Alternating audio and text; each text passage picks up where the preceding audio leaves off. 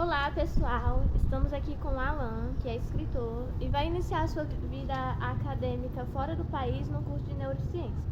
Então a gente vai fazer algumas perguntinhas aqui para o Alan e ele vai nos responder tipo um bate-volta, tudo bem?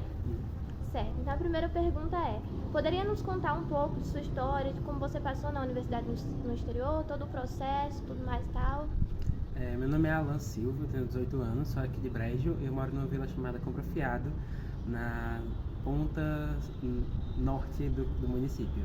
Eu sou escritor desde os 6 anos de idade. Eu sempre tive uma paixão muito grande por todas as ciências e todas as artes. E de todas as ciências, eu sempre gostei muito de biologia, sempre gostei muito de entender como é que a vida funciona. E dentro da biologia, a área que eu sempre mais gostei foi neurociências. Eu sou autista, também tenho TDAH, e minha avó materna morreu com Alzheimer. Então, o medo foi uma coisa que, por mais que seja um pouco contraditório, me fascinou bastante. Eu sempre quis entender o que acontecia na minha cabeça, na cabeça da minha avó, e entender a um nível molecular até por que a gente tinha essas condições. E eu comecei a estudar neurociências por minha conta, de maneira completamente autodidata durante a pandemia. Eu também aprendi inglês sozinho, então na pandemia eu intensifiquei um pouco mais o meu estudo, com algumas oportunidades extracurriculares. E eu descobri, graças a um filme, a possibilidade de estudar nos Estados Unidos. Comecei focado na Universidade de Harvard, pesquisei bastante o processo, que se chama Application, e é muito sobre escrever redações criativas, mandar currículo, cartas de recomendações, várias coisas. É um processo chamado holístico, que é muito, muito, muito completo. E eu organizei ao longo de 2022, já no final da pandemia, né, toda a minha documentação, mandei até o final de dezembro e recebi as respostas. Eu passei na Universidade de Northwestern, que é uma das universidades mais competidas do mundo. Esse ano teve mais ou menos 6% de aprovação para uma turma de mais ou menos 2.000 alunos, que é a turma de 2027.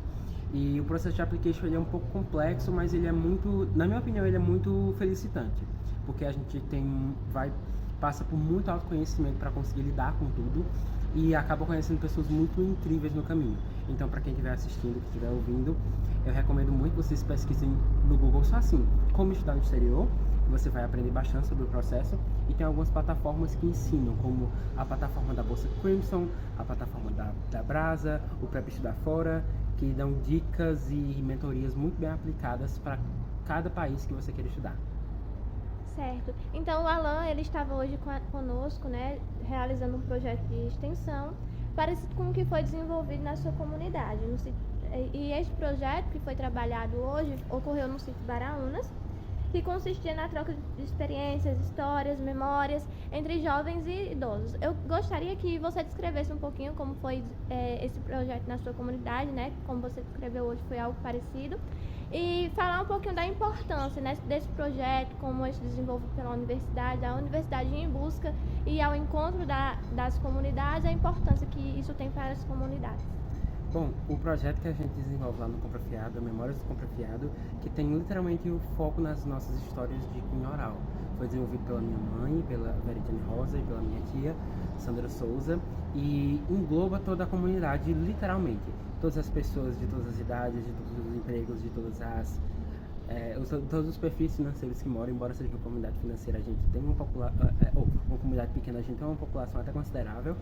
E a gente faz várias coisas dentro do projeto. O objetivo principal é resgatar alguns costumes que a gente tinha, adicionando um ponto de vista mais contemporâneo. Então, por exemplo, o meu avô, ele tem 82, vai fazer 83 anos em breve, e ele conversa comigo, que tem 18, e com os bisnetos dele, que tem 3 anos, por exemplo, para trocar histórias, trocar ideias e acabar construindo uma comunidade mais inteiriça, digamos. Melhorar a comunidade que a gente já é. Então, a gente tem atividades como o São João da comunidade, a gente tem já teve lançamentos de livros, já teve palestras, contações de histórias, e a gente já lançou livros que falam que resgatam e salvaguardam nossas histórias orais. E por fim, que eu acho que seja uma das maiores conquistas, é a gente ver a nossa comunidade mais unida, a gente conseguir transformar fisicamente e emocionalmente algumas pessoas da nossa comunidade e intensificar os nossos laços. A gente também usa muito da literatura, da leitura, e aumentou muito o consumo de livros na nossa comunidade. Então é uma das coisas que eu acho que tem um impacto melhor de tudo que a gente faz dentro do projeto. E vendo isso que a UFCA está fazendo lá nas Baraunas, eu vi o começo, uma sementinha de algo com um potencial igual ao do Compra Fiado. A gente precisa ouvir as pessoas, e não ouvir de simplesmente ouvir literalmente assim com o ouvido, é ouvir com a mente, entender as histórias dessas pessoas e transformar isso em algo, digamos, palpável. E isso tem que partir da universidade. Não digo tem que partir porque seja a única instituição capaz disso, só que é a instituição mais capacitada, a melhor. Minha mãe só veio começar a desenvolver esse projeto quando ela entrou no mestrado, lá na UFCA, e minha tia agora também está fazendo mestrado.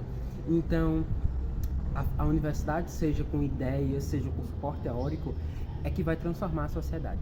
Não tem como. Eu acho que, por mais que existam várias das instituições, a universidade, a academia, sempre faz o trabalho mais aplicado e mais transformador nas comunidades. Então, o pessoal de pedagogia, o pessoal de letras, tem que sair um pouco do lugar físico e do lugar mental, que é a faculdade, e ir ouvir essas pessoas, como as duas Marias que estavam lá, aquela Dona Maria que ficou falando bastante, foi muito legal, e ouvir essas pessoas e, com a ajuda de outros membros da comunidade, sobretudo jovens, encontrar meios palpáveis de transformar a vida deles, assim como a gente fez no Compra Fiado. Então eu aprecio muito, muito, muito essa iniciativa de vocês, quero acompanhar e quero ver esse projeto crescendo ainda mais. Então, o Alan também é escritor, né? Aí a gente gostaria de saber como surgiu o seu interesse pela leitura, como foi que você começou a escrever, que conselhos você daria a quem não gosta de ler, a quem gosta de ler e está em ressaca literária, essas coisas, né? Porque às vezes a gente sente muita dificuldade de começar a ler um livro e a gente sabe que é necessário, né? Para aderir conhecimento. Então, e aí, como é que a gente faz? Então, é um pouco difícil, ao mesmo tempo fácil para mim falar sobre isso, porque o meu hiperfoco do TDAH e do autismo é a literatura. Eu tenho, não é me gabando, mas eu tenho um QI de 121 em linguístico, e não tem como eu não amar a literatura por conta disso. Sou muito deficitário nas ciências exatas, e o que eu gosto mesmo é de palavras. Eu sempre usei muitas palavras para me expressar e para me entender. Então, desde muito pequeno, tendo problemas na escola, o jeito que eu conseguia lidar com o que eu sentia, criança mesmo, era escrever uma historinha e transformava. Me inspirava nos amigos que brigavam comigo para serem os vilões, e sempre foi minha maneira de dar vazão ao que eu sentia e o que eu pensava, enquanto um autista com dificuldade de comunicação. E meus pais gostam muito de ler. Meu pai, sobretudo, ele é da área de letras, ele era professor do ensino médio de literatura, de artes, e ele sempre gostou muito, muito e sempre me influenciou muito a ler. Então, eu gostava muito da saga Harry Potter, eu gostava muito de Monteiro Lobato, e quando eu tinha 10 anos eu comecei a ler Raquel de Queiroz, entrei no mundo da literatura clássica brasileira, gosto muito do modernismo, enfim, gosto muito de artes como um todo. Então, é o que o meu cérebro ele tem uma potencialidade. É uma coisa literalmente fisiológica que depois, por conta da minha família, por conta de privilégios, porque leitura, acesso à literatura é um privilégio no nosso país, eu fui aprimorando. É muito difícil, a parte que eu acho difícil é dar um conselho para quem não gosta de ler, porque é muito individual. Gostos são individuais e gostos por arte são mais ainda, muitíssimo mais. E vivendo num país que, ao invés de corroborar, na verdade, atrasa o acesso à literatura, eu compreendo plenamente quem não gosta de ler, porque não é fácil. Não é fácil ser artista ou ter apreço pelas artes nesse país, e principalmente as artes literárias. Mas o que eu diria é, se permita. Eu, ano passado, li só 2 livros, porque eu estava no terceiro ano, fazendo application ao mesmo tempo, e eu não consegui encontrar nenhum livro que me interessasse. Eu fui inventar de ler Os da Lista Obrigatória da USP, terminei nem fazendo FUVEST, foi Angústia e o Ateneu, horríveis, detestei, e eu me permiti não gostar, mesmo sendo 2 autores incríveis, Raul Pompeia e Graciliano Ramos. Tudo bem, eu tenho o meu estilo. E aí esse ano eu voltei a ler livros um pouco mais comerciais, tô lendo J.K. Rowling agora. Então eu me permito bastante procurar outros estilos que me interessam. Então o que eu diria seria isso. Se você não gostar, tudo bem. Mas como é preciso, principalmente para quem está envolto, imerso no ambiente universitário, se permita provar. Começar a ler um livro, leia 2 ao mesmo tempo e vai encontrando o seu estilo de escrita, a sua vertente literária, o seu autor preferido. E se for para ser, você vai encontrar no momento aquele livro que vai fazer você se apaixonar irremediavelmente pela literatura. Então é esse processo, eu diria.